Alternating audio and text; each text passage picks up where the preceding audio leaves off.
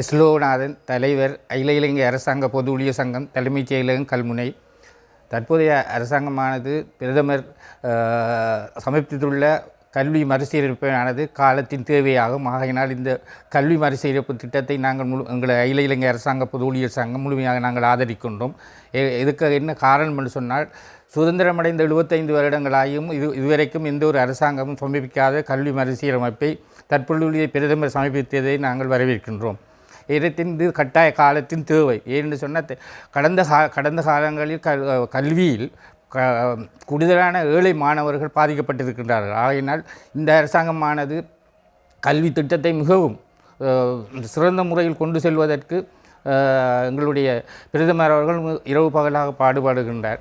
ஆகையினால் நாங்கள் இந்த கல்வி திட்டமானது ஏழை மாணவர்களுக்கு இதில் மிக வரப்பிரசமாக அமையும்.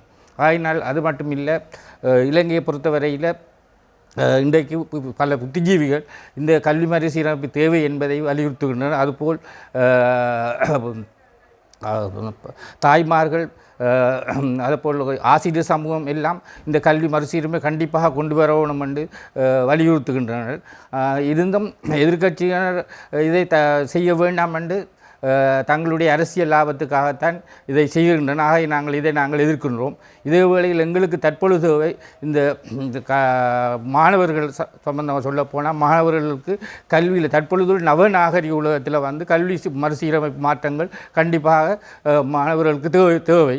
ஆகையினால் இந்த அரசாங்கம் கொண்டு வர இந்த கல்வி மறுசீரமைப்பானது பிழைகள் நடந்திருந்ததால் அது அவங்க சொல்லிட்டாங்க, பிழைகளை நாங்கள் ஏற்றுக்கொள்வோம், அதுக்காக நாங்கள் மன்னிப்பு கேட்குறோம்னு அவங்க சொல்லிட்டாங்க. ஆகையினால் இதை நாங்கள் அழித்து கொண்டு இந்த மாணவர்களோடு எதிர்காலத்தை கருதி கொண்டு இதை பின்தள்ளுவது அழகல்ல. ஆகையினால் நாங்கள் அரசாங்கத்தை வலியுறுத்துகின்றோம். இது நடந்த சில பிழைகள் நடந்திருந்தால் அதை நீங்கள் திருத்தி கொண்டு சரியான முறையில் செய்வதற்கு நீங்கள் வழிவகுக்கிறீர்கள். பாராளுமன்றத்திலும் எதிர்க்கட்சியில் உள்ள பாராளுமன்ற உறுப்பினர்னு சொல்லியிருக்கிறாங்க, இதில் சில திருத்தங்கள் செய்துவிட்டு இதை நாங்கள் கொண்டு வர வேணும். ஆகினால் நாங்களும் அதைத்தான் சொல்லணும். பிழைகள் இருந்தால் அதை திருத்தி கொண்டு மாணவர்கள் எதிர்கால நன்மை கருதி கல்வி மறுசீரமைப்பு திட்டத்தை உடனடியாக அமுல்படுத்துவதற்கு அரசாங்கம் முன்வர வேண்டும் என்று நாங்கள் வலியுறுத்துகின்றோம்.